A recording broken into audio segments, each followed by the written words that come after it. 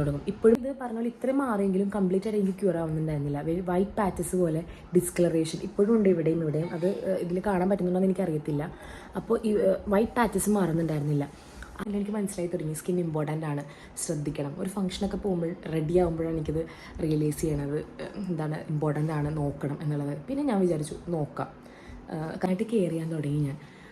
അപ്പോൾ within 1 month എനിക്ക് നല്ല മാറ്റം ഉണ്ടായി. അതായത് എൻ്റെ സ്കിൻ ഹെൽത്തി ആയി, അതെനിക്ക് നല്ല ഫീൽ ചെയ്യാൻ തുടങ്ങി.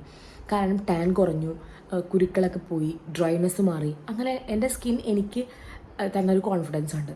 അതിൽ അപ്പോഴാണ് എനിക്ക് മനസ്സിലായത് ഇതിന് ഇത്രയും ഇമ്പോർട്ടൻസ് നമ്മുടെ ലൈഫിൽ ഉണ്ടെന്നുള്ളത്. അതുപോലെ അറിയാത്ത കുറേ പേരുണ്ടാവും ഏത് സൺസ്ക്രീൻ യൂസ് ചെയ്യണം, അല്ലെങ്കിൽ സ്കിൻ കെയർ ചെയ്യണോ, അല്ലെങ്കിൽ ഇപ്പോഴും അങ്ങനെ അറിയാത്ത ഒരുപാട് പേരുണ്ടാവും എന്ന് ഞാൻ വിചാരിക്കുന്നു. അപ്പോൾ അവർക്ക് വേണ്ടിയിട്ടാണ് ഈ വീഡിയോ. ഇപ്പോൾ ഇനിയിപ്പോൾ ജാനുവരി ഫെബ്രുവരി ഒക്കെ നല്ല വെയിലായിരിക്കും, പണ്ടത്തെ വെയിൽ പോലെയല്ല, നല്ല എക്സ്റ്റെൻഡഡ് വെയിലായിരിക്കും എന്നാണ് ഡോക്ടർ തന്നെ പറയുക.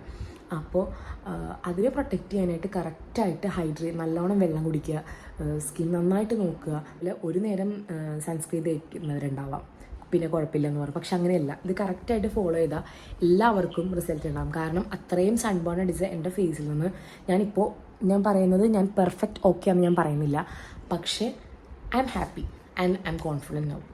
കൊടുത്താലേ നമുക്ക് തിരിച്ചു കിട്ടത്തുള്ളൂ എന്ന് ആൾക്കാർ പറയത്തില്ലേ, അതുപോലെ തന്നെ നമ്മൾ സ്കിന്നിനോട് നമ്മൾ